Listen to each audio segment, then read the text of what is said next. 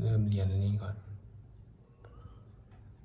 เหรียญนี้จะเป็นเหรียญใบโพของอาจารย์มั่น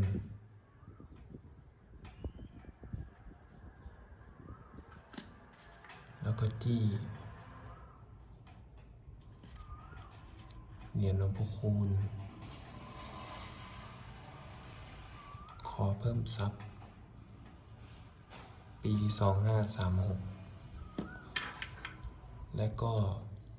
สมเด็จนางพญาพิษโลก